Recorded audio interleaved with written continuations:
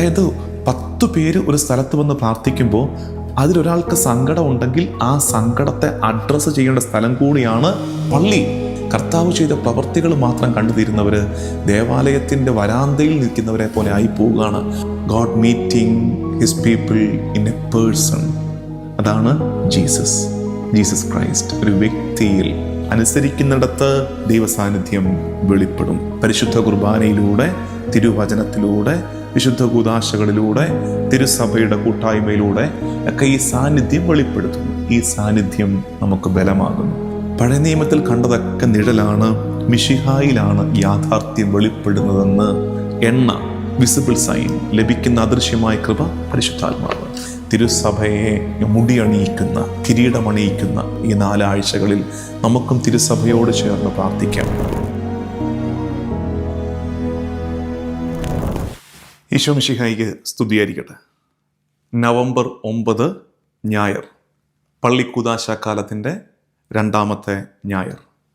വിശുദ്ധ കുർബാന മധ്യേ നമ്മൾ വായിക്കുന്ന ഭാഗങ്ങൾ: 1-ാം വായന പുറപ്പാട് പുസ്തകം 40-ാം അധ്യായം 1 മുതൽ 16 വരെയുള്ള വാക്യങ്ങൾ.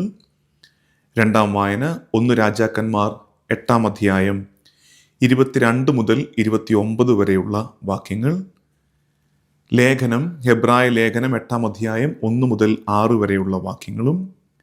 സുവിശേഷം, മത്തായി സുവിശേഷം 12-ാം അധ്യായം 1 മുതൽ 13 വരെയുള്ള വാക്യങ്ങളുമാണ്.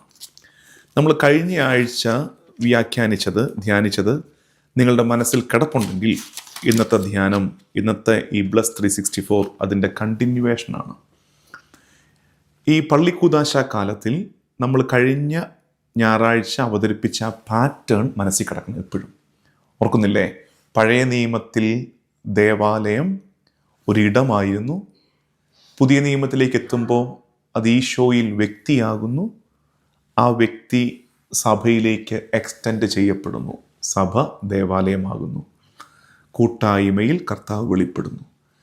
അതാണ് ഒരു പാറ്റേൺ. അതാണ് പള്ളിക്കൂദാശ കാലം. സഭയെ ധ്യാനിക്കുന്ന ഈ കാലത്ത് നമ്മൾ ആവർത്തിച്ച് ധ്യാനിക്കുന്നത് അത് തന്നെയാണ്. ഇന്നും നോക്കിക്കോ, 1-ാമത്തെ വായനയിൽ, അതായത് ഞാൻ ഈ പറഞ്ഞ pattern, God meeting Israel in a place. അതാണ് പഴയ നിയമത്തിൽ നമ്മൾ കാണുന്നത്. God meeting Israel in a place. ദൈവം തൻ്റെ ജനത്തെ ഒരു സ്ഥലത്ത് വെച്ച് കണ്ടുമുട്ടുന്നു, മീറ്റിംഗ് പ്ലേസ്. പിന്നെയോ God meeting his people in a person. അതാണ് ജീസസ് ക്രൈസ്റ്റ്. ഒരു വ്യക്തിയിൽ ആ കണ്ടുമുട്ടൽ നടക്കുന്നു. Slowly it is extending to a community. അതാണ് ചേർച്ച്, അതാണ് സഭ. 1-ാമത്തെ വായന പുറപ്പാട് 40-ാം അധ്യായം 1 മുതൽ 16 വരെ. കഴിഞ്ഞ ആഴ്ച നമ്മൾ വായിച്ചത് പുറപ്പാട് 40-ാം അധ്യായമാണെന്ന് ഞാൻ പറഞ്ഞു. പുറപ്പാടിൻ്റെ ലാസ്റ്റ് അധ്യായമാണ്. ക്ലൈമാക്സിൽ അവർ പ്രോമിസ്ഡ് ലാൻഡിൽ, വാഗ്ദാന ദേശത്തേക്ക് എത്തേണ്ടതാണ്. പക്ഷേ പ്രോമിസ് ഫുൾഫിൽ ചെയ്യുന്നത് വാഗ്ദാന ദേശത്തേക്കാൾ ഉപരി ദൈവത്തിൻ്റെ സാന്നിധ്യം വെളിപ്പെടുന്നു എന്നൊക്കെ പറഞ്ഞതാണ്. അപ്പോൾ കഴിഞ്ഞ ആഴ്ച വായിച്ചതിൻ്റെ തൊട്ട് മുമ്പ് കിടക്കുന്ന ഭാഗമാണ് 40-ാം അധ്യായം 1 മുതൽ 16 വരെ. അവിടെ നമുക്ക് മനസ്സിലാക്കാൻ പറ്റുന്ന 1-2 കാര്യങ്ങൾ. ഒന്ന്, divine instruction and precise obedience. കർത്താവ് പറയുന്നു, എനിക്ക് വേണ്ടി ആലയം പണിയുമ്പോൾ ശ്രദ്ധിക്കേണ്ട കാര്യങ്ങൾ പറഞ്ഞു കൊടുക്കുന്നു. ആ പറഞ്ഞു കൊടുക്കുന്നതിനോടുള്ള പ്രിസൈസ് ഒബീഡിയൻസ് എന്നുവെച്ചാൽ അണുവിട ചലിക്കുന്നില്ല, അത് അതുപോലെ ചെയ്യുകയാണ്. അവിടെ അങ്ങനെ അനുസരിച്ച ഇടത്ത് ദൈവസാന്നിധ്യം വെളിപ്പെടുന്നു. അപ്പോൾ ദൈവത്തിന് മുമ്പാകെ അനുസരണത്തിനുള്ള വില മനസ്സിലാകുകയാണ്. അനുസരിക്കുന്നിടത്ത് ദൈവസാന്നിധ്യം വെളിപ്പെടും. അടുത്തത്, അതിനോടൊപ്പം തന്നെ മനസ്സിലാക്കാൻ പറ്റുന്നൊരു കാര്യം, അക്കമ്പനീസ് ഹിസ് പിൽഗ്രിം പീപ്പിൾ. ദൈവം അവൻ്റെ തീർത്ഥാടക ജനത്തെ, തീർത്ഥാടക സമൂഹത്തെ, യാത്ര ചെയ്യുന്ന ഈ പിൽഗ്രിം പീപ്പിളിനെ അനുധാവനം ചെയ്യുന്നതാണ് ഈ വാഗ്ദാന പേടകം.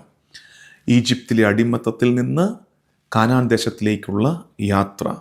അതായത് ഒരു ഇമ്മനൻ്റ് ആയിട്ട്, കഴിഞ്ഞ പ്രാവശ്യം ഞാൻ പറഞ്ഞ 2 വാക്കുകളുണ്ട്, ഇമ്മനൻ്റ് and transcendent nature of God.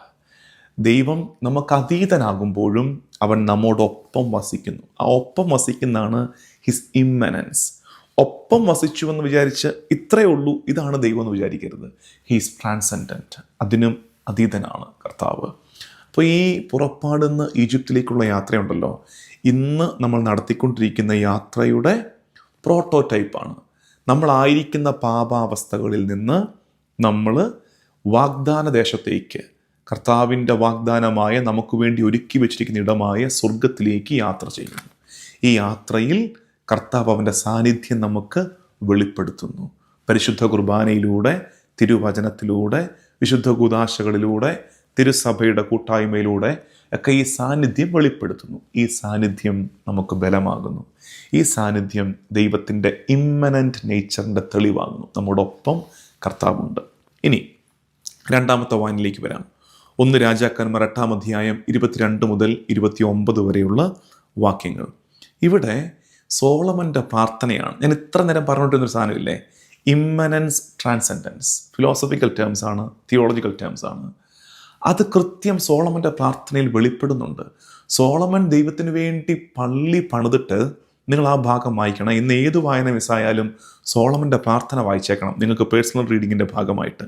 അവിടെ സോളമൻ ചെയ്യുന്നൊരു കാര്യം, the king Solomon is recognising the transcendent nature of God. ദൈവം ഇതിനതീതനാണെന്ന് സോളമൻ പള്ളിയൊക്കെ പണിതിട്ട് തിരുമുമ്പാകെ ഏറ്റു പറയുകയാണ്. ഞാൻ പറയുന്ന 1-2 വാക്യങ്ങൾ വായിക്കാം. അതിങ്ങനെയാണ്. 27-ാമത്തെ വാക്യം, 1 രാജാക്കന്മാർ 8:27. എന്നാൽ ദൈവം യഥാർത്ഥത്തിൽ ഭൂമിയിൽ വസിക്കുമോ? അങ്ങയെ ഉൾക്കൊള്ളാൻ സ്വർഗത്തിനും സ്വർഗാതിസ്വർഗത്തിനും അസാധ്യമെങ്കിൽ ഞാൻ നിർമ്മിച്ച ഈ ഭവനം എത്ര അപര്യാപ്തം. അങ്ങയെ ഉൾക്കൊള്ളാൻ സ്വർഗത്തിനും സ്വർഗാതിസ്വർഗത്തിനും അസാധ്യമെങ്കിൽ ഞാൻ നിർമ്മിച്ച ഈ ഭവനം എത്ര അപര്യാപ്തം. ദൈവത്തിൻ്റെ ട്രാൻസെൻഡൻസിനെ ഏറ്റുപറയുകയാണ്. അപ്പോൾ ഒരു ഫോക്കൽ പ്ലേസിലേക്ക് വരികയാണ്. മറ്റേത് മൂവിങ് ആണ്. വാഗ്ദാന പേടകത്തിലെ സമാഗമ കൂടാരത്തിലെ ദൈവസാന്നിധ്യം ജനത്തോടൊപ്പം സഞ്ചരിക്കുകയാണ്. ഇവിടെ വന്നപ്പോഴോ, ഇവിടെ അത് ഫിക്സ്ഡായി. ഇവിടെ സോളമൻ്റെ ദേവാലയത്തിൽ അത് ഫിക്സ്ഡായി, അത് ഉറപ്പിക്കപ്പെട്ടു. ഈ ഉറപ്പിക്കപ്പെട്ടത് എന്തിനാ? ആ ദൈവത്തിലേക്കുള്ള ആക്സസ് പോയിന്റ് ആയിട്ട് ദേവാലയം നിൽക്കുകയാണ്. നിങ്ങൾ ഈ വാക്ക് ഓർത്ത് വെച്ചേക്ക്. കുറേ കഴിയുമ്പോൾ ഈശോ എങ്ങനെയാണ് ദേവാലയമാകുന്നത് മനസ്സിലാക്കാൻ ഈ വാക്ക് ആവശ്യമാണ്. ഇപ്പം തന്നെ മനസ്സിലായി നിങ്ങൾക്ക് എന്തിനാണ് ഫിക്സ്ഡായിട്ട് ഒരു ദേവാലയം അവിടെ വാഗ്ദാന പേടകം പ്രതിഷ്ഠിക്കുന്നത്? ദൈവത്തിലേക്കുള്ള ആക്സസ് പോയിന്റ്, പ്രാർത്ഥനകൾ ഉയരേണ്ട സ്ഥലം. അതുകൊണ്ടാണ് അവിടെ സോളമൻ പ്രാർത്ഥിക്കുന്നുണ്ട്. ഇസ്രായേലിൻ്റെ യാചനകളെ നിങ്ങൾക്ക് അവിടെ ഈ പെറ്റീഷൻസ് കാണാം. എൻ്റെ ദൈവമായ കർത്താവേ, അങ്ങയുടെ ദാസൻ്റെ പ്രാർത്ഥനകളും യാചനകളും ശ്രവിക്കണമേ. അങ്ങയുടെ ദാസൻ തിരുമുമ്പിൽ സമർപ്പിക്കുന്ന അർത്ഥനകളും നിലവിളിയും കേൾക്കണമേ. ആക്സസ് പോയിൻ്റാണ്, ദൈവത്തിലേക്കുള്ള ആക്സസ് പോയിൻ്റാണ് ദേവാലയം. ഇനി 3-ാമത്തെ വായനയിലേക്ക് വരാം. ഹെബ്രായ ലേഖനം. അവിടെ നമ്മൾ കാണുന്നത്, അവിടെ ഹെബ്രായ ലേഖനത്തിൽ തന്നെ, വചനത്തിൽ തന്നെ വ്യാഖ്യാനിച്ചു വച്ചിരിക്കുകയാണ്, പഴയ നിയമത്തിൽ കണ്ടതൊക്കെ നിഴലാണ്, ഷാഡോ ആണ്. പഴയ നിയമത്തിൽ കണ്ടതൊക്കെ നിഴലാണ്, മിശിഹായിലാണ് യാഥാർത്ഥ്യം വെളിപ്പെടുന്നതെന്ന്, യഥാർത്ഥ ആരാധന വെളിപ്പെടുന്ന മിശിഹായിലാണെന്ന് ഹെബ്രായ ലേഖനം നമുക്ക് പറഞ്ഞു തരുന്നു. ഇനി സുവിശേഷത്തിലേക്ക് വരുമ്പോൾ ഈ സാപത്തുമായിട്ട് ബന്ധപ്പെട്ട് 2 സംഭവങ്ങളാണ് ഉണ്ടാകുന്നത്. ഗോതമ്പ് ഞെരടുന്നത്, ഒപ്പം സിനഗോഗിൽ കൈ ശോഷിച്ചവനെ ഈശോ സുഖപ്പെടുത്തുന്നത്. എന്നിട്ട് ഈശോ നിയമത്തെ തന്നെ വ്യാഖ്യാനിച്ചു കൊടുക്കുകയാണ്. ഇവിടെ ഈശോ ഇതിൻ്റെയൊക്കെ മുകളിലേക്ക് കയറുകയാണ്. നിങ്ങൾ അങ്ങനെ അവിടെ മനസ്സിലാക്കേണ്ടത്, Jesus elevates himself over the law. നിയമത്തിന് മുകളിലേക്ക് കർത്താവിനെ തന്നെ ഉയർത്തി വയ്ക്കുകയാണ്, ജനത്തിന് കാണാൻ പാകത്തിൽ. He is the interpreter and fulfilment of law. കർത്താവ് തമ്പുരാൻ നിയമത്തിൻ്റെ വ്യാഖ്യാതാവും നിയമത്തിൻ്റെ പൂർത്തീകരണവും ആവുകയാണ്. അതായത് കർത്താവ് ആ സിനഗോഗിൽ വെച്ചതൊക്കെ ചെയ്യുമ്പോൾ പഠിപ്പിക്കുന്നതെന്നറിയാമോ? ദൈവാരാധനയുടെ ഉദ്ദേശം എന്തായിരുന്നു? മനുഷ്യൻ്റെ നന്മയും കരുണയും, പങ്കുവയ്ക്കപ്പെടുന്ന കരുണയും. മനുഷ്യൻ ഉയർത്തപ്പെടണം, കരുണ പങ്കുവയ്ക്കപ്പെടണം, കരുണ ചുറ്റും കാണണം. അപ്പോൾ അത് രണ്ടും നടത്തുകയാണ് കർത്താവ് സിനഗോഗിൽ ഈ കൈ ശോഷിച്ച മനുഷ്യനെ സുഖപ്പെടുന്ന വഴി. അപ്പോൾ ദൈവാരാധനയുടെ ഫുള്ളസ്റ്റ് എക്സ്പ്രഷനിലേക്ക് വരികയാണ്. ഇനി ഈ 4 വായനകൾ ഒന്നുകൂടെ ഒറ്റച്ചരടി കണക്ട് ചെയ്ത് നേരത്തെ പറഞ്ഞു. 1-ാമത്തെ വായനയിൽ മൂവിങ് ആണ്. ദൈവത്തിൻ്റെ പ്രസൻസ് വെളിപ്പെടുന്നു, പ്രസൻസ് മൂവിങ് ആണ്. 2-ാമത്തെ വായന എത്തുമ്പോൾ പ്രസൻസ് ഒരു സ്ഥലത്തേക്ക് ഫിക്സ് ചെയ്യപ്പെടുന്നു. ആ സ്ഥലം ആക്സസ് പോയിന്റ് ആയിരുന്നു. ഏതാ സ്ഥലം? ദേവാലയം. ദൈവം വസിക്കുന്ന ഇടം ദൈവത്തോടുള്ള മീറ്റിംഗ് പോയിന്റായിട്ട് മാറുന്നു. നമ്മൾ ഹെബ്രായ ലേഖനത്തിൽ കാണുന്നത് ഹെവൻലി വർഷിപ്പിനെ കുറിച്ചാണ്. സ്വർഗീയ ദൈവാരാധനയുടെ നിഴലാണ് നമ്മൾ ഈ കണ്ടതൊക്കെ എന്ന് പറയുന്നു. ഈശോയിൽ, ഈ പഴയ നിയമ ആരാധനയുടെ ഫുൾഫിൽമെൻറ്റ്. ടെലയോളജിക്കൽ എന്ന് പറയും. Purpose is revealed. പർപ്പസ് എന്താ? ജീവൻ ഉണ്ടാകാനും അത് സമൃദ്ധമായി ഉണ്ടാകാനും, മനുഷ്യൻ ജീവൻ ഉണ്ടാകാനും അത് സമൃദ്ധമായി ഉണ്ടാകാനും ദേവാലയം, ഈശോ പുതിയ ദേവാലയമാകുന്നു. കുറച്ചുകൂടി ഈ ദേവാലയവുമായിട്ട് ബന്ധപ്പെട്ട് അത് കേവലം ദൈവാരാധനയ്ക്ക് മാത്രമുള്ള സ്ഥലമല്ലെന്നും അതിനെൻ്റെ സാമൂഹിക അജപാലന മുഖവും കൂടെ കർത്താവ് അവതരിപ്പിക്കുകയാണ്. അതായത് 10 പേര് ഒരു സ്ഥലത്ത് വന്ന് പ്രാർത്ഥിക്കുമ്പോൾ അതിലൊരാൾക്ക് സങ്കടം ഉണ്ടെങ്കിൽ ആ സങ്കടത്തെ അഡ്രസ്സ് ചെയ്യേണ്ട സ്ഥലം കൂടിയാണ് പള്ളി, ദേവാലയം എന്ന് കർത്താവ് കാണിച്ചു കൊടുക്കുകയാണ്. അവിടെയാണ് ദൈവം മനുഷ്യൻ നൽകിയിരിക്കുന്ന ജീവൻ്റെ ആഘോഷം നടക്കുന്നത്, കരുണ ആഘോഷിക്കപ്പെടുന്നത്. പിതാക്കന്മാരും ഈ പറഞ്ഞ ധ്യാനങ്ങൾക്ക് സമാനമായ കാര്യങ്ങൾ പറഞ്ഞിരിക്കുന്നത് ജോൺ ക്രിസോസ്റ്റം പിതാവ് പറഞ്ഞിരിക്കുന്നത്, അതായത് ഈ ജെറുസലേം ദേവാലയത്തിന് ഔട്ടർ ടെമ്പിൾ ഉണ്ടല്ലോ, ഔട്ടർ ടെമ്പിൾ, എന്നിട്ടാണ് ഏറ്റവും അകത്ത് ഹോളി ഓഫ് ഹോളീസ്, വാഗ്ദാന പേടകം.